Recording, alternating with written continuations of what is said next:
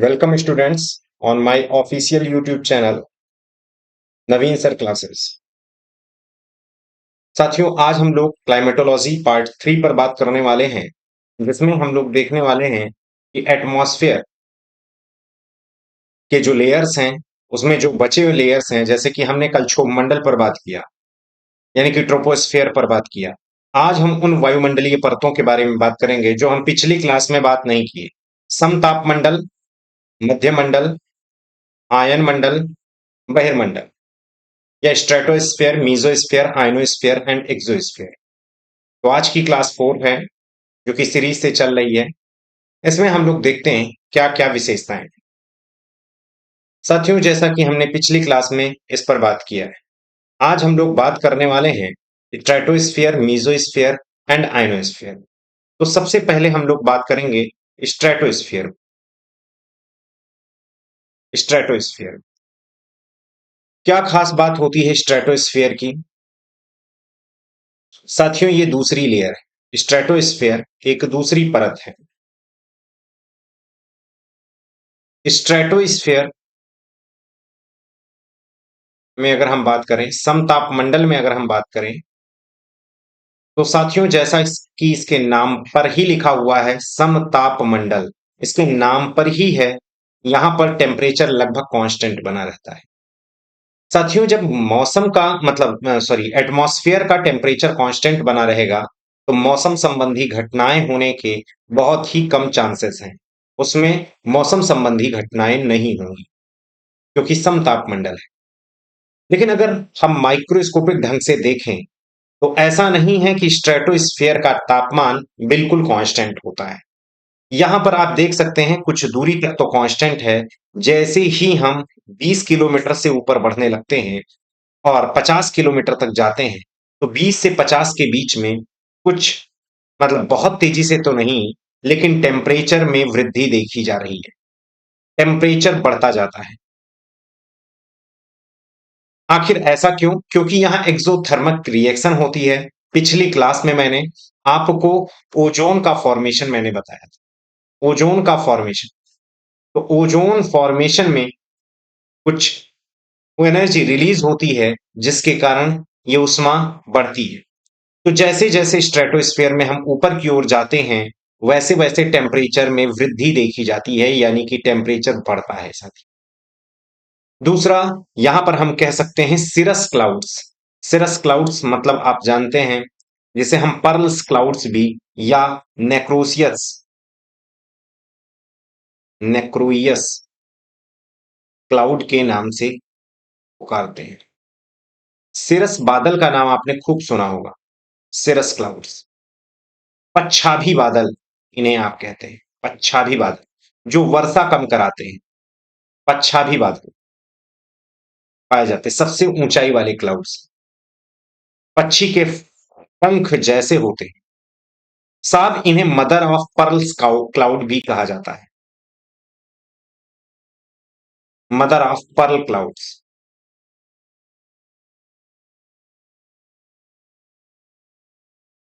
के नाम से भी पुकारा जाता है, या इसी को नेक्रियस क्लाउड्स भी कहते हैं। तो ये जो आपका स्ट्रेटोस्फियर है, यानी कि जो 13 से 50 किलोमीटर की हाइट के बीच में है, यानी कि जब भी आप इसकी हाइट की बात करें, तो इसकी जो हाइट है साहब, इसकी जो ऊंचाई है, वो थे 13 से 50 किलोमीटर के बीच में।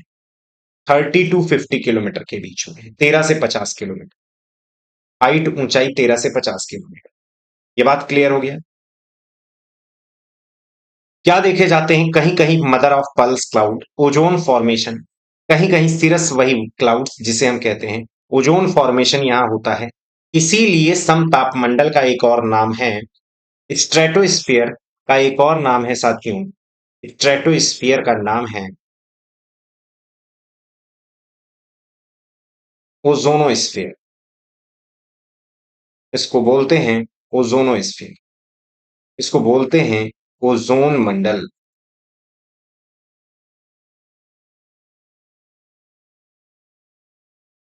इसे बोलते हैं ओजोन मंडल। इसे हम स्ट्रेटोस्फियर या ओजोनोस्फियर, जैसे हमने ट्रोपोस्फियर को बोल दिया था ट्रोपोस्फियर यानी कि क्षोभ मंडल को हमने बोला था संवहन मंडल या कन्वेक्शनल स्फीयर, यही तो बोला था, convectional sphere, convectional sphere, troposphere. वैसे ही स्ट्रेटोस्फियर को हम ओजोन स्फीयर कहने आते हैं, ओजोन मंडल कहते हैं। साथियों, ये जो मंडल है, एरोप्लेन, जेट प्लेन यानी कि हवाई जहाजों और जेट विमानों के लिए अच्छा मंडल माना जाता है। कारण क्या है? क्योंकि यहां मौसम संबंधी घटनाएं नहीं होती। कई बार आपने सुना होगा कि क्लाउड होने के कारण जो विमान है, विमान की सेवाएं स्थगित की जाती हैं। तो बात यह है, यहाँ क्लाउडनेस बहुत कम होता है, क्योंकि सारे लगभग क्लाउड्स हैं, जैसे कुछ सीरस क्लाउड्स हैं वही पाए जाते हैं जो नॉर्मल फॉग की तरह काम करते हैं हमारे समताप मंडल में। तो जो हमारे एरोप्लेन, जेट प्लेन होते हैं, इनके लिए अच्छा मंडल होता है। तो सबसे पहली बात तो इसकी हाइट याद रखनी है। दूसरा, इसको और क्या नाम है, अदर नेम, इसका और क्या नाम है ये याद रखना है। मतलब हिंदी मीडियम वाले परेशान ना हो, ऊंचाई, अन्य नाम इसके क्या हैं ये आपको पता होना चाहिए, जैसे ओजोन मंडल। साथ में साथियों, ये एरोप्लेन एंड जेट प्लेन के लिए ये अच्छा मंडल होता है। समझ रहे हैं? एरोप्लेन, जेट प्लेन के लिए अच्छा माना जाता है। आगे बढ़ते हैं। तो ये आपको स्ट्रेटोस्फेयर के बारे।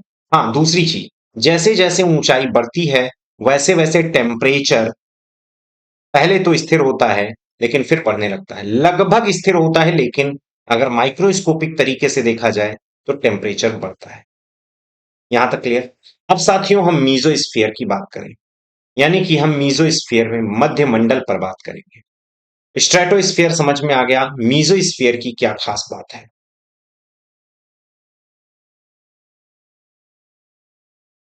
तो जब हम मीजोस्फीयर की बात करें, यानी कि मध्य मंडल की साथियों बात करें, तो सबसे पहले हाइट आपको याद रखनी है। जो ऊंचाई है साहब, वो 50 से 80 किलोमीटर के बीच में है, 50 to 80 किलोमीटर। साथियों, जो ट्रोपोपॉज है, ट्रोपोपॉज यानी कि क्षोभ सीमा, सॉरी, ट्रोपोपॉज मैं बोल दिया, मीजोपॉज मुझे बोलना है।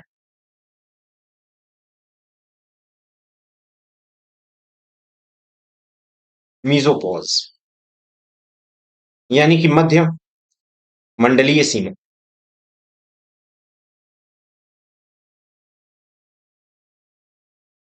पर जो तापमान होता है साहब, -80 डिग्री सेल्सियस तक पहुंच जाता है, माइनस में टेम्परेचर पहुंच जाता है। अच्छा, एक मैं शायद बताया नहीं, मैं फिर बता दे रहा हूं।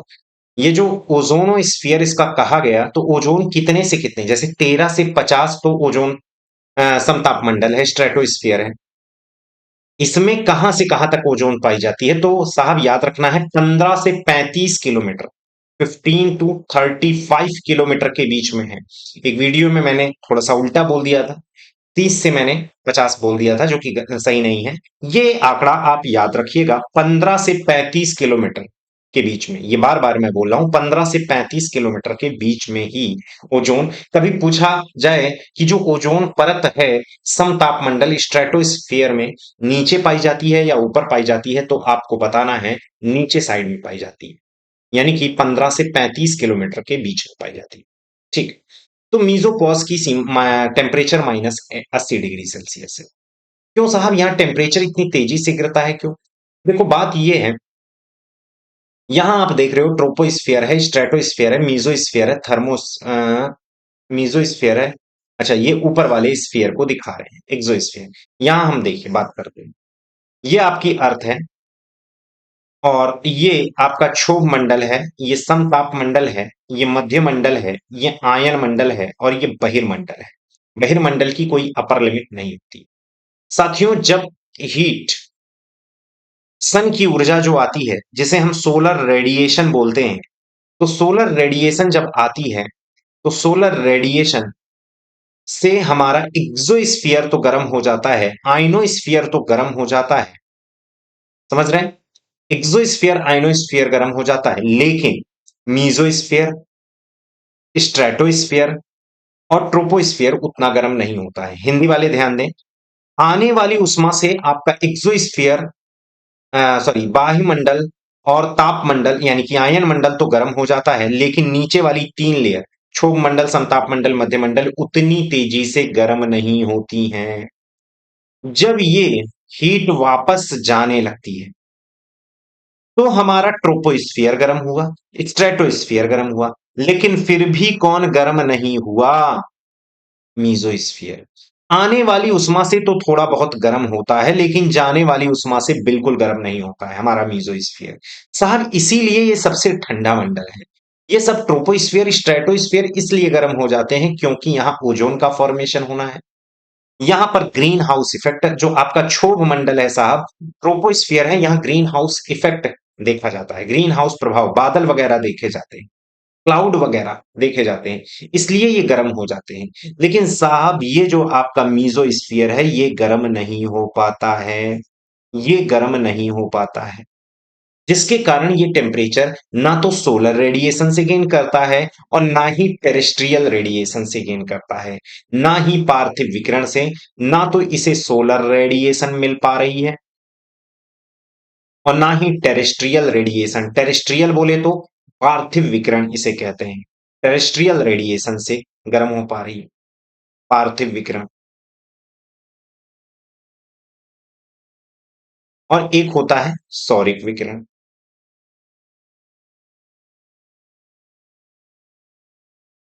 इसके साथ एक घटना होती है धवलता, एल्बिडो, वो भी मैं बताऊंगा, लेकिन अभी उसका यहाँ काम नहीं है, इसलिए ध्यान दें। सोलर रेडिएशन, सौरिक विकिरण जो उष्मा आ रही है, टेरेस्ट्रियल रेडिएशन जो उष्मा जा रही है, इससे हमारा मीजोस्फियर गर्म नहीं होता है, कुछ थोड़ा बहुत सोलर रेडिएशन से गर्म होता है, वो भी आपकी क्षोभ सीमा का तापमान तक नहीं पहुंच पाती, -80।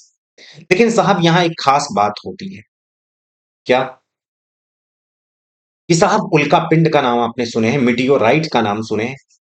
ये जो मिटियोराइट्स होते हैं ना, जो कि मंगल और बृहस्पति के बीच यानी कि मार्स जुपिटर के बीच घूमते रहते हैं, सन के चारों ओर चक्कर लगाते हैं, जब कभी पृथ्वी के ग्रेविटेशनल फोर्स, गुरुत्वाकर्षण शक्ति के कारण आते हैं पृथ्वी पर, पृथ्वी के वायुमंडल पर, तो साहब यही मीजोस्फीयर वो स्फीयर है जहां वो जलते हैं। मतलब ये तो बहुत ठंडा है यार, घर्षण तो है, फ्रिक्शन तो है। तो फ्रिक्शन क्या आयनोस्फीयर एक्सोस्फीयर में नहीं था? साहब वहां ऑक्सीजन नहीं है उतनी, तो यहां पर उतना सफिशियंट मात्रा में ऑक्सीजन है और साहब फ्रिक्शन है। फ्रिक्शन समझते हो? घर्षण। क्योंकि सफिशियंट मात्रा में ऑक्सीजन का होना जरूरी है जलाने के लिए, और घर्षण का होना जरूरी है, तभी जाके कोई चीज जलेगी। तो ऑक्सीजन और घर्षण के कारण जो उल्का पिंड होते हैं साहब, इसी मंडल में जलते हैं और कई खंडों में टूट जाते हैं। खास बात यह है, ये जो उल्का पिंड होते हैं, मिटियोराइट्स होते हैं साथियों, मिटियोराइट्स जब कभी वाटर वेपर वगैरह से क्रिया कर लेते हैं तो एक फॉग डेवलप करते हैं, एक बादल बनाते हैं। बादल क्या है? फॉग ही तो है, एक क्लाउड का फॉर्मेशन करते हैं। साहब ये जो क्लाउड होता है ना, इसे नॉक्टिल्यूशेंट क्लाउड बोलते हैं, नॉक्टिल्यूशेंट क्लाउड। नॉक्टिल्यूशेंट मतलब चमकदार, नॉक्टिल्यूशेंट क्लाउड का फॉर्मेशन करते हैं, बादल बनाते हैं। तो पूछा जाए नेक्रोइयस क्लाउड्स कहां पाए जाते हैं, तो आपको बताना है समतापमंडल। लेकिन नॉक्टिल्यूशेंट क्लाउड कहां पाए जाते हैं, चमकदार बादल कहां पाए जाते हैं साहब, तो आपको बताना है मीजोस्फीयर, मध्यमंडल। तो आपने देख लिया यहां ऊंचाई कितनी है, टेम्परेचर इसका क्यों कम है ना? दूसरा, यहां मीटियोराइट्स अगर जलते हैं तो क्यों जलते हैं? दूसरा, ये नॉक्टिल्यूशेंट क्लाउड कहां पाए जाते हैं, इसके बारे में मैंने आपको मीजोस्फीयर में इतना ही पढ़ना है, जो कि इंपॉर्टेंट है। ये बात समझ में? इसके बाद तो फिर अगर कुछ स्टार्ट भी होगा तो वो ऑप्शनल में जाएगा, ऑप्शनल ज्योग्राफी। बात समझ रहे हैं? तो अभी जीएस ज्योग्राफी चल रही है, जीएस प्री कम मेंस के हिसाब से हम चल रहे हैं। ठीक है, लेकिन आपको ऑप्शनल नहीं अभी, अभी ऑप्शनल में जाएंगे तो चीजें और भी डेवलप हैं, यहां तक कि मैं ऑप्शनल की भी कई चीजें मैं बता दिया। अब सविंदर सिंह आप उठाओगे बहुत ज्यादा से ज्यादा, कौन सी book? Savinder Singh, physical geography के लिए, जो कि जम्मू कश्मीर से लेकर और कन्याकुमारी तक एक ही बुक चलती है फिजिकल ज्योग्राफी के लिए, ऑप्शनल के लिए, भौतिक भूगोल, सविंदर सिंह। उसकी सारी चीजें मैं डिस्कस कर रहा हूं आपसे। क्या ही जाओगे ऑप्शनल में भी, कितना जाओगे? कुछ एक आध दो चीजें पॉइंट बता देगा कोई, समझ रहे हैं? कोई मतलब है नहीं उसका। ये चीज बहुत ध्यान में रखना, मैं आपको एज ए ऑप्शनल की, क्योंकि मेरा ऑप्शनल भी रह चुका है, जो भी चीजें हैं मैं आपको एडवांस लेवल तक ही दे रहा हूं, प्री से लेकर एडवांस, बेसिक से एडवांस। तो इसमें संशय मत करिएगा कि कम है ज्यादा है, ठीक है? और यहां से क्वेश्चन लगातार आपके यूपीपीसीएस, आईएएस, आईएएस तो हालांकि वो तो कहा जाता है किताबों से क्वेश्चन नहीं बनाता, हालांकि कम बनाते हैं वो लोग, किताबों से क्वेश्चन ही बहुत कम होता है, वो बहुत सारी चीजों से मिक्स करके क्वेश्चन बनाते हैं। तो पीसीएस, डिफेंस, और अगर आईएएस क्वेश्चन किताबों से बनाएगा तो यहीं सबसे बनाएगा। और किताबों से बियॉन्ड चला जाए तो यहां से फिर भाई, फिर वो मौसम विभाग विभाग आईएमडी के रिपोर्ट्स लाकर करे तो भाई वो कौन पढ़ेंगे? फिर तो स्पेशलिस्ट होना पड़ेगा, इसीलिए कट ऑफ भी बहुत कम जाती है उसकी। तो हमें बेसिकली चीजें ये पता हो, बेसिक चीजें ये भी ये अगर पता है तो चाहे आईएएस हो चाहे पीसीएस हो, भाई सब तो पढ़ ही रहे हैं, सब तो एग्जाम निकाल, मतलब जो एग्जाम निकाल रहे हैं वो यही सब सारी चीजें तो पढ़ के निकाल रहे हैं। तो इसमें नो डाउट आप परेशान ना रहिए, जितना मैं मैटर दे रहा हूँ सफिशियंट मैटर है। ये बात समझ में आए? नॉक्टिल्यूशेंट क्लाउड्स कहाँ पाए जाते हैं, क्यों पाए जाते हैं, कैसे क्या है? तो ये मीजोपॉज मध्यमंडल आपने समझ लिया। अब इसके बाद आयनोस्फीयर चालू होता है साहब। जब हम आयनोस्फीयर की बात करते हैं तो देखो, क्षोभ मंडल है साहब, समताप मंडल है, मध्य मंडल है, आयन मंडल है। आयन मंडल को थोड़ा सा बड़ा करते हैं साहब, क्योंकि इसकी जो हाइट है 80 से 640 किलोमीटर है। ठीक ठीक है, ये अर्थ,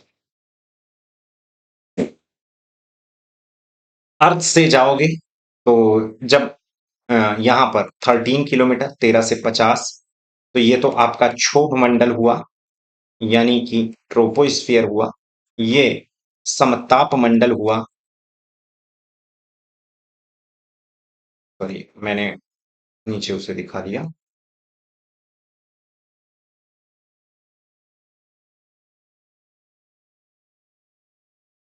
हाँ, ये जो है क्षोभ मंडल है, ये समताप मंडल है, मध्य मंडल है, आयन मंडल है।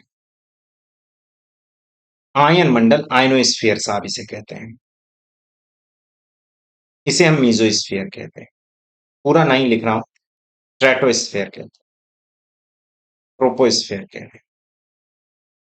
तो खास बात क्या है, आयनोस्फीयर में जब आप जाओगे तो यहां बहुत सारी लेयर्स हैं, जैसे डी लेयर, ई लेयर, एफ लेयर, जी लेयर, DEFG। सर तो ABC कहा गया? ABC भी तो लेयर्स तो पाई जाएंगी, ABC लेयर कहा गई? हाँ, बिल्कुल सही बात, ABC लेयर। तो साहब ये जो ट्रोपोस्फियर है इसका नाम रख दिया गया है ए लेयर, हालांकि ये जो ट्रोपोस्फियर है ए है, ये बी है, ये सी है। लेकिन साथियों जो DEFG लेयर है ना, ये आयनिक परत है, आयनिक लेयर्स है। लेकिन ABC कोई आयनिक लेयर्स नहीं है। ये लेयर्स आयन में क्यों कन्वर्ट हो गई? यार सन की उष्मा जब आती है, यहां गैसों से टकराती है, तो उनसे इलेक्ट्रॉन को बाहर कर देती है, उनकी बाहरी ऑर्बिट से इलेक्ट्रॉन बाहर आ जाते हैं। जब बाहरी ऑर्बिट से इलेक्ट्रॉन बाहर आएंगे तो जाहिर सी बात है वो आयन में कन्वर्ट हो जाएंगे, या तो पॉजिटिव या तो निगेटिव। ऐसे में DEFG लेयर, साथियों सॉलिड को अगर गर्म करते हो तो लिक्विड में कन्वर्ट होता है, लिक्विड को गर्म करते हो गैस में कन्वर्ट होता है। साहब गैस को भी अगर गर्म करते हो, आयंस बाहर हो जाते हैं, यानी कि गैस आयंस में कन्वर्ट हो जाती है। That state is called as plasma. समझ रहे हैं? वो स्थिति प्लाज्मा कहलाती है और बोस आइंस्टीन कंडेंसेट तो लेबोरेटरी में ही संभव है। प्लाज्मा स्टेट तो आपका जो आयन मंडल है ना साहब, आयन मंडल, इसे हम प्लाज्मा स्टेज में बोल सकते हैं। अच्छा सर, ये डीईएफजी लेयर करती क्या है? तो बहुत अच्छी बात है। देखो करती ये है, यहां से जाने वाली रेडिएशन, रेडियो वेव को रिफ्लेक्ट करती हैं। जिनकी फ्रीक्वेंसी और ज्यादा वो ई से वापस, जिनकी बहुत कम है वो डी से वापस, जिनकी और ज्यादा वो एफ से वापस, जिनकी सबसे ज्यादा वो जी से वापस आती है। साहब यहां जो एफ लेयर है, एफ लेयर का एक नाम है, इसका नाम है एप्लीटन लेयर। एप्लीटन वैज्ञानिकों के नाम पर ही पड़ा है, एप्लीटन लेयर। पूछा जा सकता है एप्लीटन लेयर कहां पाई जाती है, बहुत इंपॉर्टेंट। एप्लीटन लेयर कहां पाई जाती है, ये बात समझ में आ रहा है? उसके बाद साथियों जो ई ई लेयर है, इसको कैनली हैवी साइड लेयर बोलते हैं। Connelly heavy side, heavy side layer, ये वैज्ञानिक के नाम पर पड़ा हुआ है। और एफ लेयर F1 और F2 के फॉर्म में होती है। यहां पर डी लेयर, ई लेयर, एफ लेयर, जी लेयर। तो एफ के नाम है, ध्यान में रखना, ई के नाम है, और इसी नाम से पूछा जी, ये बहुत बार पूछा जा चुका है, ट्रोपोस्फेयर, स्ट्रेटोस्फेयर।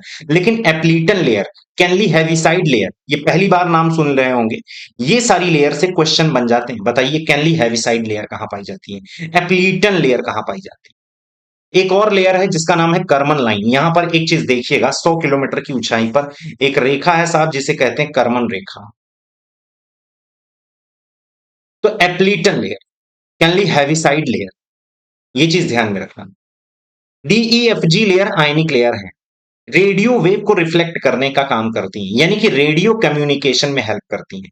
साथियों एफ और जी लेयर परमानेंट लेयर है, हमेशा बनी रहती हैं। और डी और ई लेयर जब सूर्यदेव जहां पर उजाला उत्पन्न करते हैं वहां बन जाती हैं, लेकिन जहां पर सूर्यदेव अंधकार ला देते हैं, यानी कि वहां से गायब हो जाते हैं, तो वहां पर डीई लेयर गायब हो जाती है। यानी कि रात्रि में डीई लेयर गायब हो जाती है, दिन में आ जाती है। ये चीज ध्यान में रखिए। मतलब ये यार, सूर्य की उष्मा से ही तो आयंस के फॉर्म में कन्वर्ट होते हैं, नहीं तो उष्मा ना मिले तो आयंस कहां बदलेंगे, बनेंगे। एफजी लेयर एक बार आयन में कन्वर्ट हो गए तो फिर से अपने गैस के फॉर्म में नहीं आ पाते, इसलिए एफजी लेयर हमेशा परमानेंट बने रहते हैं, जबकि डीई लेयर ये गायब हो जाते हैं, यानी कि टेम्परेरी हैं, टेम्परेरी। डीई लेयर क्या काम करते हैं, पृथ्वी से आने वाले, रेडियो स्टेशन से आने वाले रेडियो वेव को रिफ्लेक्ट करते हैं।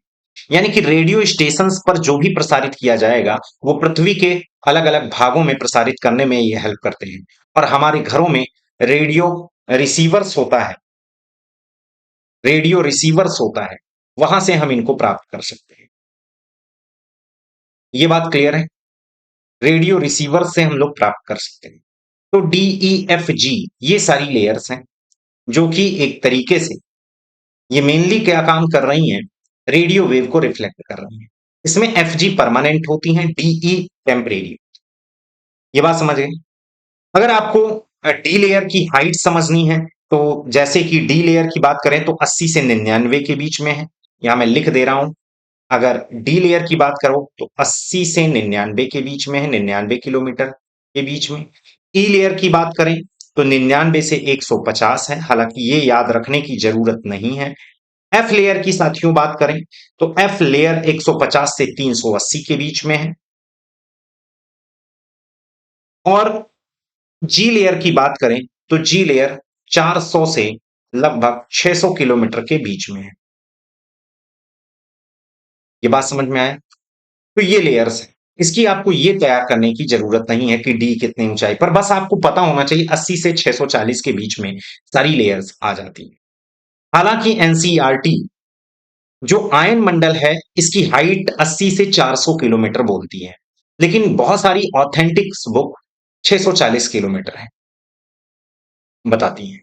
ठीक है, तो हम लोग में फिजिकल ज्योग्राफी में एक मानक बुक रखते हैं सविंदर सिंह की, तो सविंदर सिंह के आधार पर 80 से 640 किलोमीटर के बीच में ये लेयर्स सारी पाई जाती है। ये बात समझ में आए? क्या काम करती हैं? रेडियो कम्युनिकेशन में हेल्प करती हैं। दूसरा साथियों, यहां पर बहुत सारे सैटेलाइट लॉन्च किए जाते हैं। क्यों? क्योंकि पृथ्वी से लगभग 100 किलोमीटर की ऊंचाई, यहां बीच में ही होगा, लगभग 100 किलोमीटर की ऊंचाई पर एक काल्पनिक रेखा, यानी कि इमेजिन किया गया है, 100 किलोमीटर की ऊंचाई के बाद हमारा जो ग्रेविटेशनल वो है, ग्रेविटी ड्यू टू एक्सेलरेशन, जी, यानी कि स्मॉल जी कम काम करता है। स्मॉल जी की वैल्यू नेग्लेजिबल होने लगती है, कम काम करें, इसलिए सैटेलाइट वगैरह जो लो ऑर्बिट के सैटेलाइट होते हैं, यानी कि पोलर सैटेलाइट होते हैं साथियों, यहां पर आसानी से लॉन्च किए जा सकते हैं 100 किलोमीटर के बियॉन्ड। यानी कि 100 किलोमीटर के अगर ऊपर किसी भी सैटेलाइट को हम छोड़ देते हैं तो उस पर जी की वैल्यू बिल्कुल नेग्लेजिबल होने लगती है, यानी कि वहां से वो एक तरीके से पलायन, आपने समझा होगा, स्केप करने लगती है, वस्तु स्केप करने लगती है। एस्केप वेलोसिटी से मतलब, एस्केप वेलोसिटी हालांकि दूसरी चीज है, यानी कि 100 किलोमीटर के अगर आप ऊपर जाते हैं तो वहां पर जी की वैल्यू लगभग नेग्लेजिबल के बराबर होने लगती है। ये बात समझ में आया? तो एक तरीके से कर्मन रेखा क्या है? तो कर्मन लाइन, ये चीज ध्यान में रखना, यहां पर लिखा हुआ है कर्मन लाइन। तो कर्मन लाइन ये 100 किलोमीटर पर वह काल्पनिक रेखा, ये सारी चीजें मैं पीडीएफ में प्रोवाइड करा दूंगा। कर्मन लाइन एक काल्पनिक रेखा है, और ये जो काल्पनिक रेखा है कर्मन लाइन 100 किलोमीटर की ऊंचाई पर पाया जा रहा है। ये बात समझ में आए? और जिससे बियॉन्ड जी की वैल्यू लगभग नेग्लेजिबल होने लगती है। या ये बात समझ में आ गई? तो एक्सोस्फीयर, सॉरी आयनोस्फीयर की सारी चीजें आपको अच्छे समझ में आए। अब साहब एक्सोस्फीयर की बात करें, तो यहां पर एक्सोस्फीयर की जब भी मैं बात करूंगा तो यहां पर कुछ इंपॉर्टेंट चीजें हमें समझनी है। देखिए हमारी जो अर्थ है ना, अब हम वायुमंडल की बात करेंगे।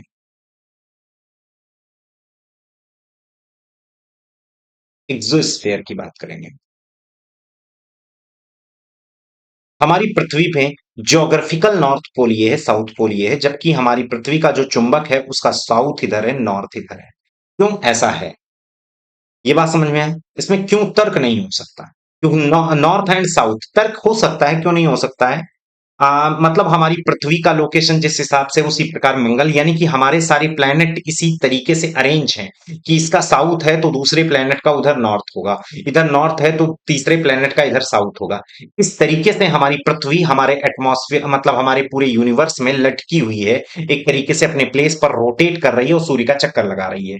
ये एक तरीके से सभी प्लैनेट की स्थिति कारण ऐसा है। अगर थोड़ा बहुत भी इसमें परिवर्तन कर दिया जाएगा, साउथ इधर नॉर्थ, तो हमारी पृथ्वी का डिसबैलेंस होना चालू हो जाएगा, या तो रोटेट नहीं कर पाएगी या तो एटमॉस्फेयर में सही से अरेंज नहीं होगी। तो साउथ पोल इधर है, नॉर्थ पोल इधर है। ऐसे में साथियों आप मैग्नेटिक लाइंस जानते हो, नॉर्थ पोल से निकलती हैं और साउथ पोल में जाती हैं। नॉर्थ पोल से, इसको मैं सही से बना दूं,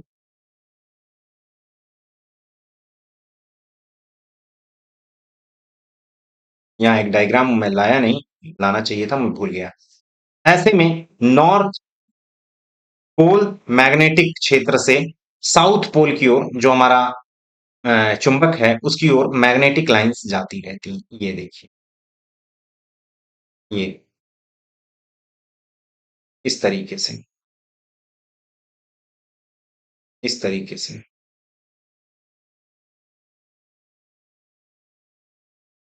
समझ रहे हैं?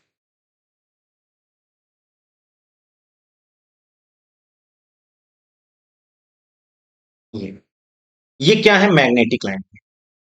साथियों हमारा सूर्य ये है, थोड़ा सा हम हाईलाइट कर दें, क्योंकि सूर्य देवता है, कहीं नाराज हो गए तो दिक्कत हो जाएगी। तो साहब सूर्य से, ये जो सन है, सन से सोलर फ्लेयर निकलते हैं और ये सोलर फ्लेयर हमारी अर्थ की ओर जाते हैं, लेकिन ये मैग्नेटिक लाइन ही रक्षा कवच की तरह काम करती हैं, और ये जो सोलर फ्लेयर हैं, ये एंट्री करने का प्रयास करते हैं हमारे पोलर रीजन से। इसका कारण क्या है? क्योंकि पोलर एरियाज से साथियों, ये जो हमारे मैग्नेटिक लाइंस हैं, चुंबकीय रेखाएं हैं, ये दूर दूर है। यहां से एंट्री, ये यहां से सीधे एंट्री नहीं कर सकती, क्योंकि यहां पर एक बेल्ट काम कर रहा है जो कि सूर्य के सोलर फ्लेयर को पृथ्वी पर आने से रोक रहा है, पृथ्वी के एटमॉस्फेयर में आने से रोक रहा है। इस बेल्ट को वॉन एलन रेडिएशन बेल्ट कहते हैं। सबसे पहले वॉन एलन ने बताया। तो वॉन एलन रेडिएशन बेल्ट आपसे पूछा जाता है, इसका संबंध पृथ्वी के मैग्नेटिक फील्ड से है और ये एक्सोस्फीयर में है। ऐसे में यहां पर जब लाइट आती है तो हमारी जो मैग्नेटिक लाइंस हैं और सोलर फ्लेयर के बीच कुछ क्रियाएं होती हैं। यहां पर सोलर फ्लेयर के बीच कुछ क्रियाएं होती हैं। इसके कारण हमें आसमान में रंग बिरंगा प्रकाश दिखाई देता है साथियों। ये जो रंग बिरंगा यहां प्रकाश है, इसे हम अरोरा कहते हैं। अरोरा बोरियालिस। बोरियालिस शब्द नॉर्दर्न हेमिस्फीयर से लिया गया है। और साहब यहां जो चमकदार लाइन एक्सोस्फीयर में दिखाई देती हैं, इसे हम अरोरा ऑस्ट्रियालिस कहते हैं। ऑस्ट्रियालिस। तो अरोरा ऑस्ट्रियालिस की घटना कहां हो रही है? एक्सोस्फीयर। अगर ऑप्शन में एक्सोस्फीयर नहीं है तो आयनोस्फीयर लगाइए। अरोरा बोरियालिस की घटना कहां हो रही है? एक्सोस्फीयर। लेकिन कहां पर? नॉर्थ पोल के आयन एक्सोस्फीयर में। ये साउथ पोल के एक्सोस्फीयर में, साउथ पोल के एक्सोस्फीयर में, ये नॉर्थ पोल के एक्सोस्फीयर में हो रही है। साहब यहां की जो बेल्ट है, यहां जो तीन मैंने बेल्ट दिखाई हैं, तीन ही नहीं होती हैं, मैंने ऐसे बना दिया है। ये तीन बेल्ट देखिए पृथ्वी के काफी पास में है, और ये जो तीन बेल्ट हैं इधर वाली, ये वाली, ये देखिए थोड़ा सा दूरी पे हैं। इन्हें वॉन एलन रेडिएशन बेल्ट साथियों कहते हैं। इसको मैं यहां लिख दे रहा हूं, Van Allen radiation belt. Radiation belt समझ रहे हैं? Van Allen radiation belt. एक मिनट मैं कहीं देखूं, कहीं ऐसा तो नहीं ये चीजें छिप गई हैं।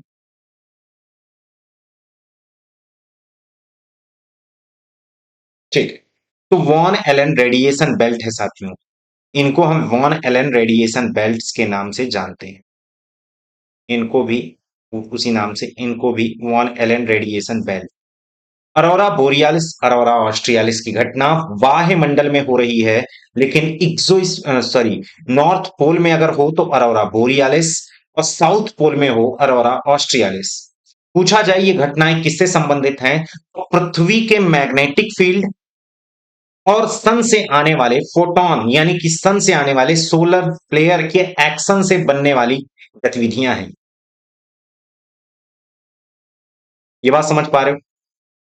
यानी कि यहां से जब एंट्री करती हैं तो यहां पर जब रेडिएशंस यानी कि मैग्नेटिक लाइंस जो होती हैं, इनको आने से रोकती हैं। इनमें आपसी क्रिया होती है, एक्शंस होते हैं, और ये एक्शंस बहुत तेजी से लाइट उत्पन्न करते हैं। वो लाइट विबज्योर की कैटेगरी में आ जाता है, विबज्योर, और यही प्रकाश हम देख पाते हैं। अगर ये इंफ्रारेड में हो, अल्ट्रावायलेट में हो, तब तो हम देख ही नहीं पाएंगे। विबज्योर की कैटेगरी में आ जाता है, तभी हम देख पाते हैं इसको। ये बात समझ में आया? जबकि ये जो लाइट्स हैं, यहां भी एक्शंस हो रहे हैं। एक तो एटमॉस्फेयर से, एक्सोस्फीयर से बहुत ऊंचाई पर है, साथ में इनमें जो एक्शंस हैं वो विबज्योर की कैटेगरी में नहीं आता, इसलिए ये लाइट हमें दिखाई नहीं देती। जबकि ये लाइट हमें विबज्योर की कैटेगरी में सही से दिखाई देती। तो साथियों, आज हमने वायुमंडल पर बात किया है, और यही वायुमंडल हमारा फिर ब्रह्मांड यानी कि यूनिवर्स में चला जाता है, यानी कि विलीन हो जाता है। तो जब यूनिवर्स पढ़ाएंगे तो उसमें सोलर सिस्टम वगैरह सारी चीजें डिस्कस करेंगे। तो साथियों, आज की क्लास में उम्मीद होगा अच्छे तरीके से आपको समझ में आया होगा। मैंने एटमॉस्फेरिक लेयर्स दो भागों में कंप्लीट आपको बता दिया है। इसको आप पढ़िए, रिवाइज करिए। ये सारी चीजें आपको प्लेलिस्ट में एज इट इज मिल जाएंगी। ये सारी चीजें प्लेलिस्ट में मिल जाएंगी।